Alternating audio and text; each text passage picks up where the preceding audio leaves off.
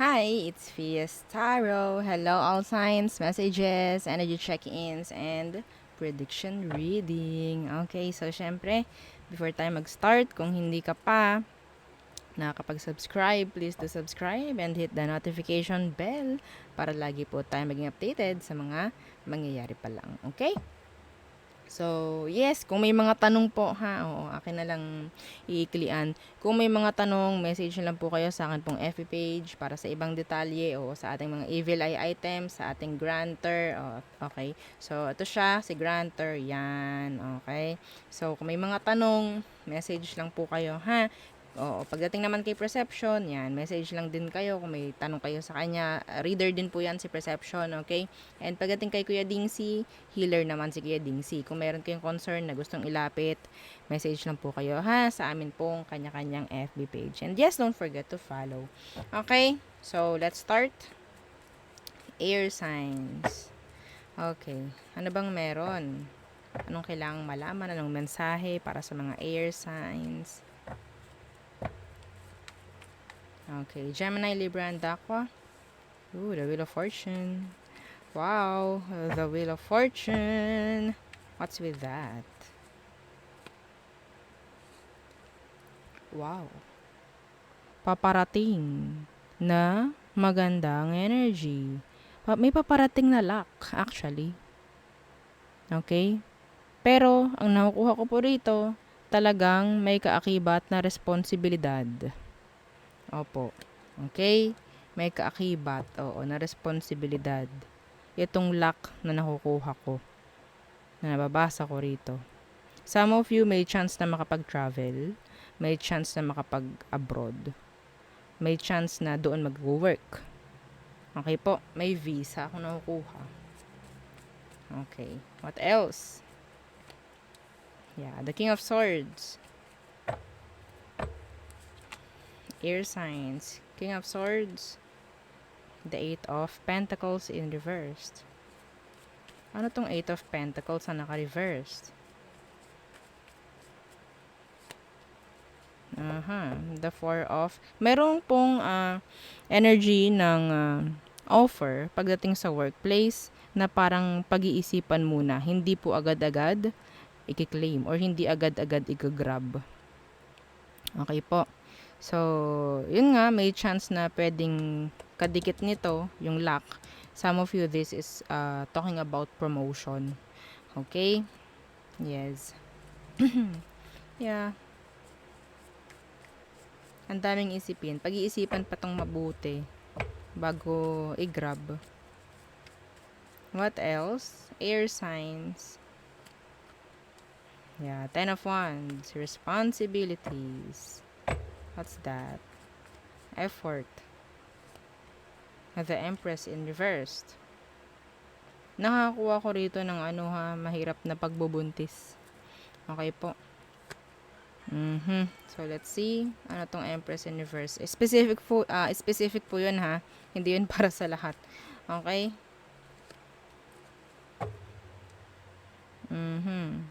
Nakakuha ko na dito merong may masisisaryan.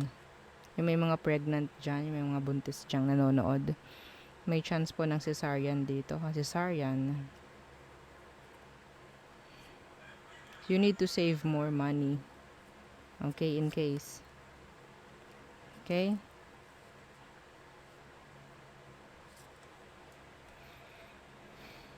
May makaka-release na sa mga responsibilidad. Yeah. Meron akong nakukuha ditong surprise coming from a son or a daughter. Yeah. Parang pag-appreciate, sign of appreciation. So, may chance ng, ang tawag dyan, surprise for a parent. Parang ganun po. Okay? So, there. Okay. So, next is fire signs. Aries, Leo, and Sagittarius. Okay. Messages, energy check-ins, and prediction. Okay. Fire signs. Queen of Pentacles in reversed. The Three of Swords. merong health issue na pwede pong maging okay na. Like, magkakaroon na ng improvement. May gagaling na. Like that. Yeah, the Chariot. Parang may gagaling. Okay? The Queen of Pentacles in reversed. Yeah, see? Strength. Yeah, claim it. Okay po. Yung may mga may sakit. Yan. May chance po ng pagaling, ha? Okay? Yeah. Yung may mga issue dito with your mother, with your father, makipag-ayos na kayo, please. Okay. Makipag-ayos na kayo. Huwag nyo nang unahin yung ego. Okay. The High Priestess. What's with the High Priestess? The Sun. There's a sign na pwedeng ibigay si universe sa iyo. Okay? I don't know kung napakikita mo to or napapansin mo. Okay? Just be ang tawag dyan, mapagmatsyag. Oo. Sa mga sa paligid-ligid. Oo. Pwede may mga numbers like synchronicities, repetitive numbers, mga ganyan. Okay? So, I think universe is trying to communicate with you. Meron silang gustong sabihin sa'yo. Okay? Okay. So, meron ditong secret. And then, pwedeng may surprise. What's with the Sun? Yeah. Oh, meron ditong parang bigla ang bibisita. Okay? The Magician. May biglaan ring offer or maybe bigla ang message. Okay? Meron ditong tawag dyan. Hindi mo inaasahan na pwedeng i-message ka pala ng taong to. Yeah. Okay. Pwedeng Cancer, Leo, and water signs. What else for fire signs? The Six of Pentacles in reversed.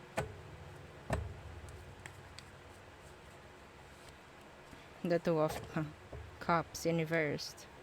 Okay. So, I think this is an advice, no?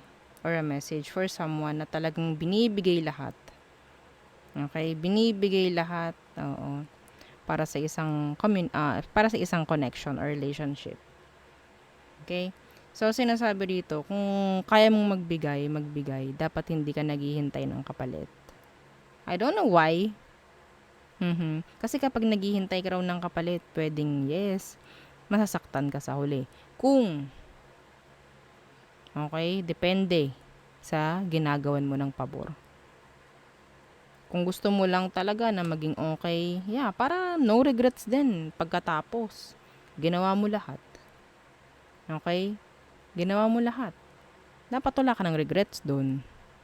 Kasi ginawa mo naman lahat. Dapat wala na. Hindi po ba? Sana na-gets nyo yun. Okay? Huwag kayo magkakaroon ng ang tawag yan? Tagalog sa regrets.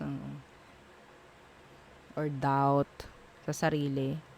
Huwag nyo i-blame yung sarili nyo. Lalo na nga, no, kung ginawa nyo lahat para sa isang tao, para sa isang connection, and hindi pa rin sila nakontento. Okay, huwag nyo sisisihin yung sarili nyo. Yun nga ginawa mo lahat. Wala sa iyo ang problem, nasa kanila. Okay? We're talking about separation. Okay. So, yeah. Mas maganda na yun. Oo.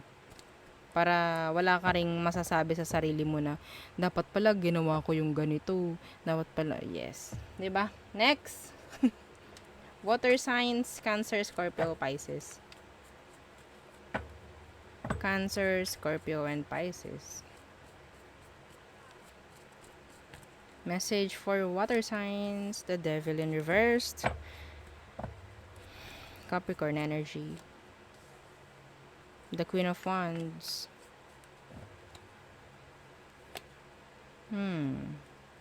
Someone is attracted. Or maybe you're attracted to a Capricorn or a fire sign.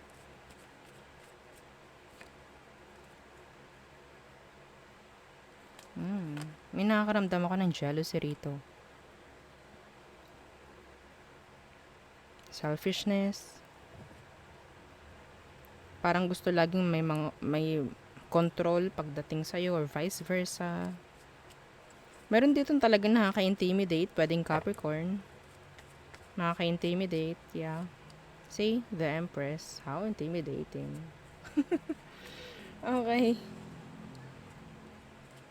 So, I think there's improvement kung ano man meron dito. Kung meron kang ipo-pursue na Capricorn, fire sign, or Taurus, Virgo, may chance ng sabihin nating maganda as a result. Okay? Yeah. See? Connection, maybe. Communication, like that. This person is open naman kasi. Nakaka-intimidate lang talaga yung looks nila, maybe. Okay? Yeah, 8 of Wands. Okay. So, what's with that 8 of Wands? The Wheel of Fortune in reversed. Okay, so there's delay. May mga gagawin. Pero,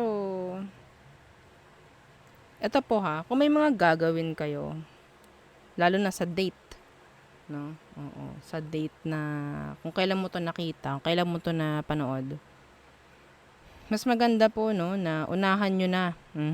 Mas magaling na yung maagap. Oo, maagap. Agapan nyo, oo, yung mga dapat agapan. Okay? Kung meron kayong pupuntahan at ayaw nyo malate, agahan nyo. Yes! As simple as ganun. Opo, para hindi kayo malate. Kung alam nyong traffic ang pupuntahan ninyong daan, yeah, be ready. Okay, decision making lamang. Okay? Yes. What else for you, water signs? King of Swords in reversed. Avoid avoid an Aquarius, or maybe an Aquarius will avoid you, block you. Eto po ha, specific kasi yun ang nakita ko. Pero in general, iwasan nyo po na makinig sa mga taong ang hilig manira, ang hilig magbato ng negative comments whatsoever. Okay? Avoid arguments. Yeah, yes. Some of you, pwedeng sa workplace to, ha? Iwasan nyo po na magkaroon ng arguments with a coworker. Okay? Hindi naman, yeah, the Ace of Wands. Iwasan nyo. Hindi naman kasi yan, kaubos-ubos, ng energy dapat, no? Hindi dapat dyan inilalagay at binubuo sa mga enerhiya. Sa mga walang kaprarakang bagay. Okay po? Some of you, pwedeng may mga coworkers ka dito na binablock ka. Bakit? May chance na may galit sila. Wala na tayong pakialam doon kung may galit sila. Magalit sila hanggat gusto nila. No? Lalo naman kung wala kang ginagawa, bakit sila magagalit, no? Pero hindi mo na problem 'yon. Problema na nila 'yon. Okay. So okay. Some of you meron ditong pagtatago eh. Yes, may pagtatago and may pagtanggi ako nakikita rito na pwedeng mangyari. Okay, next. Earth signs, Taurus, Virgo, and Capricorns. Okay, Earth signs. Taurus, Virgo, and Capricorn. Anong message for you? Nakakakuha ako ng energy rito na merong nilulutong kare-kare. Kare-kare? No, not kare-kare. Kaldereta. Oo. Kaldereta. Yung maraming peanut. Ay, nagutom ako. Okay. I don't know. So, Earth signs, Taurus, Virgo, and Capricorn. Okay, the Ace of Swords in reversed. What's that? The Eight of Cups in reversed. Merong hindi makamove on dahil hindi mabigyan ng closure. Pwedeng water sign, pwedeng Aquarius. Why? Ano tong 8 of Swords na ito? No. 8 of Cups in reverse. Yeah, they want something. They want to connect. They want to communicate. Yeah. Ang daming lang tanong, ang daming pag-iisip. Meron ditong hindi makamove on sa your earth signs. Okay? Merong hindi makamove on. Merong nagtatampo. Okay. The Hermit in reversed. The Lovers. Someone is sad. Meron ditong talagang willing na mag-take risk pagdating sa'yo. Okay? Para lang magkaroon ng connection with you. Kahit hindi sure. The Ten of Pentacles. Yeah, kahit hindi sure. Pero, ang sigurado sa kanila is, gusto nila ng connection with you, ng relationship, ng commitments with you. Kahit napaka-unstable ng sitwasyon. Pwedeng Virgo, pwedeng Gemini. Okay? Someone misses you. Yeah, they miss you. Yeah, the Hanged Man. Someone is thinking about you. The King of Cups in reverse. The Empress.